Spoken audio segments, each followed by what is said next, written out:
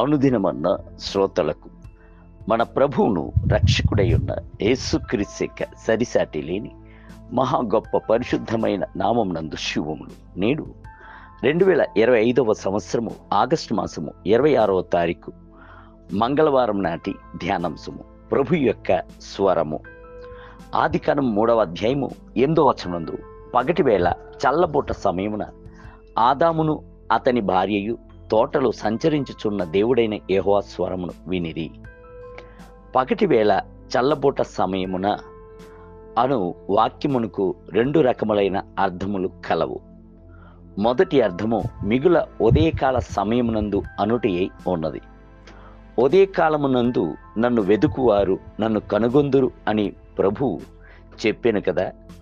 ఒక దినం యొక్క మిగుల చల్లబూట సమయము ఉదయకాలము 4 గంటలు మొదలుకొని 5 గంటల వరకు గల సమయమే. రెండవదిగా పగటి వేళ చల్లబూట సమయము అనుట ప్రభు యొక్క అంతరంగమును చల్లబరుచుచున్న సమయం. అది స్తుతి మరియు ఆరాధన యొక్క సమయము. ఆత్మతోనూ సత్యముతోనూ ప్రభువును పాడి స్తుతించి ఆనందించు సమయం. అప్పుడే స్తుతుల మధ్యన నివాసము చేయుచున్నవాడు దిగి వచ్చుచున్నాడు. ప్రభు మనతో మాట్లాడువాడు. ఆయన యొక్క స్వరమును మధురముగా ధ్వనింపచేయువాడు.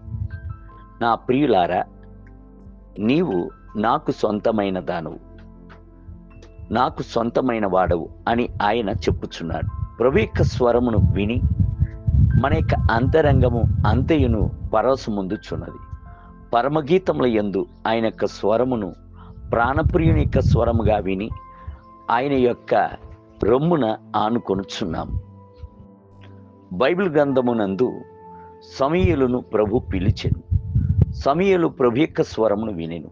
బైబిల్ గ్రంథము సెలవిచ్చుచున్నది, అప్పుడు యెహోవా ప్రత్యక్షమై నిలిచి మునుపు వలె ఆ రీతిగా సమూయేలు సమూయేలు అని పిలువగా, అందుకు సమూయేలు, నీ దాసుడను ఆలకించుచున్నాను, ఆజ్ఞ ఇమ్మనెను. మొదటి సమూయేలు గ్రంథము 3వ అధ్యాయము 10వ వచనం. అప్పుడు సమూయేలునకు వయస్సు 3 లేక 4 సంవత్సరములు ఉండి ఉండవచ్చు. ప్రభు యొక్క స్వరమే అని వివేచించేటువంటి గ్రహింపు పిల్లవాడైన సమూయేలునకు ఉండకపోవచ్చును. అయితే ప్రభు యొక్క స్వరమును విని అలవాటైన సమూయేలు ఆ తర్వాతి కాలమునందు ప్రభు చేత వాడబడుచున్న బలమైన ప్రవక్తగా ఉండేది. సమూయేలు ఎదిగెను, ప్రభు అతనితో కూడా ఉండేది. ప్రభు పెద్దవారిని మాత్రముగాక చిన్నవారిని కూడాను పిలుచుచున్నాడు.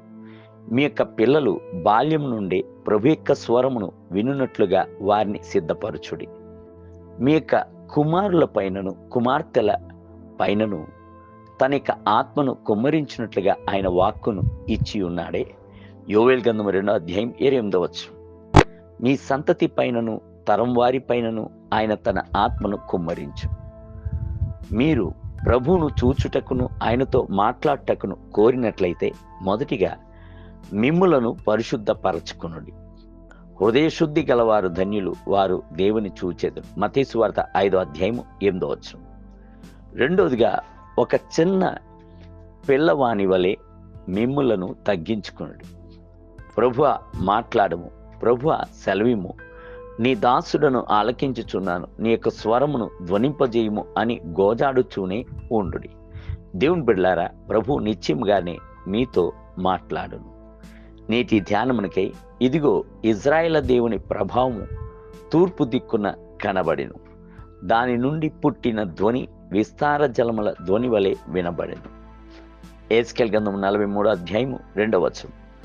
నేటి వేద పట్టణము ఉదయం కీర్తన గ్రంథము 119వ కీర్తన 89 చరణం మొదలుకొని 176 చరణముల వరకు.